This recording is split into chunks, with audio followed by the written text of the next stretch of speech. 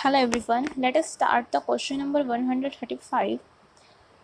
Urea act as a strong denaturant of protein as it. जो urea होता है वो स्ट्रॉन्ग डीनेचरेंट की तरह काम करता है प्रोटीन के लिए। तो क्यों स्ट्रॉन्ग डीनेचरेंट की तरह काम करता है? क्योंकि यूरिया क्या किसको डिस्टर्ब करता है? Hydrophobic interaction as well as binds to non polar side chain. Hydrophobic interaction को भी डिस्टर्ब करता है एंड किससे बाइंड हो जाता है? नॉन पोलर साइड चेन से बाइंड हो जाता है। उसके बाद है question number 136। A right handed alpha helix has. जो राइट हैंडेड अल्फा हेलिक्स होता है उसके पास कितने रेजिड्यू होते हैं? तो पर टर्न में उसके पास 3.6 रेजिड्यूज होते हैं।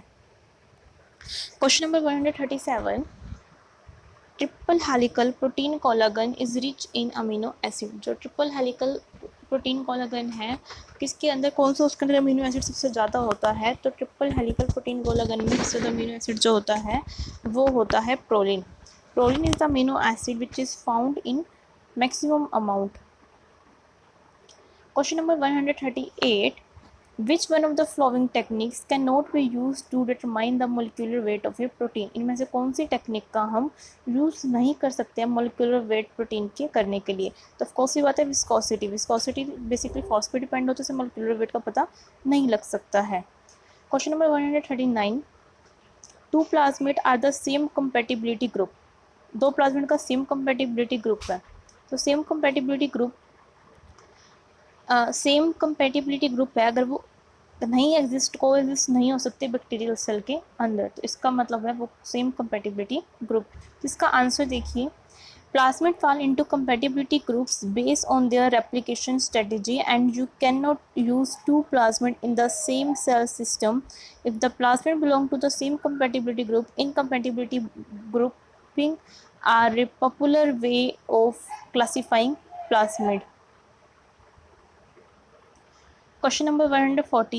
Smooth endoplasmic reticulum especially abundant in cells that synthesize extensive amount of। तो स्मूथ एंडोप्लाज्मिक रेटिकुलम स्पेशली उन सेल्स में बहुत ही ज़्यादा होते हैं जो सेल्स क्या रिलीज करते हैं, जो सेल्स सिंथेसाइज करते हैं लिपिड्स। रेट्रो ट्रांसपोजोन्स ट्रांसपोज पे, तो रेट्रो ट्रांसपोजोन्स कैसे ट्रांसपोजोन्स होते हैं? कॉपी पेस्ट मैकेनिज्म से। अब ट्रांसपोजोन्स की भी दो वैरायटी होती है, क्लास 1 एंड क्लास 2। क्लास 1 के अंदर आते हैं रेट्रो ट्रांसपोजोन्स और क्लास 2 के अंदर आते हैं सिंपल ट्रांसपोजोन्स। अब द वैल्यू ऑफ ई की पावर आई माइनस, इसका आंसर क्या रहेगा? 142 का जो करेक्ट आंसर है गाइस वो है बी। ठीक है, वो करेक्ट आंसर बी भी रह सकता है। रेजिस्टेंस टू मिथे रेक्सटर्ड, ये एक ड्रग है, कमलनी किस में यूज़ होती है? ये ड्रग यूज़ होती है कैंसर को ठीक करने के लिए, कैंसर थेरेपी में। Rises due to the process of, अब ये कैसे राइज हुई, किस प्रोसेस के कारण इसका क्या हुआ राइजेज हुई ये? तो रेजिस्टेंस टू मिथोरेक्सटेड, अब इसके कारण रेजिस्टेंस हो जाना, अब ये किस प्रोसेस के कारण ऐसा रेजिस्टेंस होता है? तो 143 का करेक्ट आंसर रहेगा ए, एम्प्लीफिकेशन इन डाईहाइड्रोफोलेट रिडक्टेज जीन। जिसके अंदर एम्प्लीफिकेशन हो जाएगी डाईहाइड्रोफोलेट रिडक्टेज जीन के अंदर। Short sequence of DNA used for identification of complementary sequence is called as. जो शॉर्ट सीक्वेंस है डीएनए के लिए किसके लिए यूज़ होती है? आइडेंटिफिकेशन के लिए। किसके आइडेंटिफिकेशन के लिए? कॉम्प्लीमेंट्री सीक्वेंस के आइडेंटिफिकेशन के लिए। और उसको हम क्या बोलते हैं? उस शॉर्ट सीक्वेंस को हम क्या बोलते हैं? तो उस शॉर्ट सीक्वेंस को बोलते हैं एक्सप्रेस्ड सीक्वेंस टैग। जो शॉर्ट सीक्वेंस डीएनए का जो इसके यूज़ हो रही है, कम्प्लीमेंट्री डीएनए के यूज़ हो रही है, उसको बोलते हैं एक्सप्रेस सीक्वेंस टैग। आपको इसमें 4 फैक्टर्स दे रखे हैं। पहला फैक्टर है साइज, दूसरा है कलर, तीसरा है इंटरनल ऑर्गेनाइजेशन, चौथा है strength. The prokaryotic and eukaryotic can be distinguished by, तो देखिए साइज दोनों का अलग अलग होता है, बिल्कुल अलग अलग होता है। साथ में इंटरनल ऑर्गेनाइजेशन भी अलग अलग होती है। भाई प्रोकैरियोट्स में न्यूक्लियस नहीं होता, यूकैरियोट्स में होता है। तो 1 एंड 3 इनका बिल्कुल ही ठीक आंसर रहेगा। 146 question. Cyanobacteria can carry out photosynthesis but some of them can also convert gas into reduced form of nitrogen in a process called। Cyanobacteria क्या कैरी आउट करते हैं? फोटोसिंथेसिस को कैरी आउट करते हैं और वो फिक्स कर देते हैं नाइट्रोजन को। उस प्रोसेस को हम क्या बोलते हैं गाइस? तो उस प्रोसेस को बोलते हैं नाइट्रोजन फिक्सेशन। नाइट्रोजन फिक्सेशन का प्रोसेस है जब नाइट्रोजन कन्वर्ट हो जाता है अमोनिया के अंदर by the help of the bacteria जो सॉइल के अंदर बैक्टीरिया होते हैं वो, अब ये नाइट्रोजन प्लांट्स यूटिलाइज नहीं कर सकते लेकिन अमोनिया को यूटिलाइज कर सकते हैं। नाइट्रोजन से अमोनिया बनने की प्रोसेस को बोलते हैं नाइट्रोजन को फिक्सेशन करना। इसके लिए बहुत सारे टाइप्स के बैक्टीरिया यूज होते हैं like Pseudomonas. Question number 147, other than cytoplasm, intermediate filaments can be found inside which of the following organelle?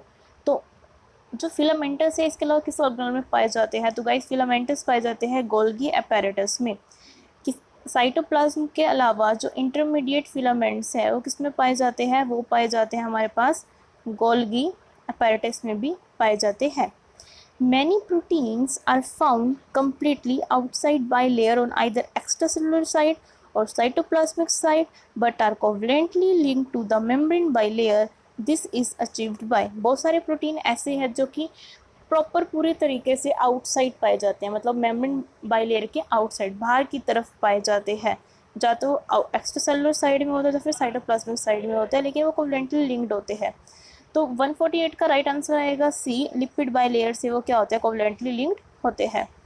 Mutation that can confer ampicillin resistance is likely to be the gene coding for. जो mutation क्या confirm करती है ampicillin resistance, वो किसके लिए code करती है? तो वो कोड करती है वायबिलिटी स्टेनिंग ऑफ बीटा लैक्टमेस।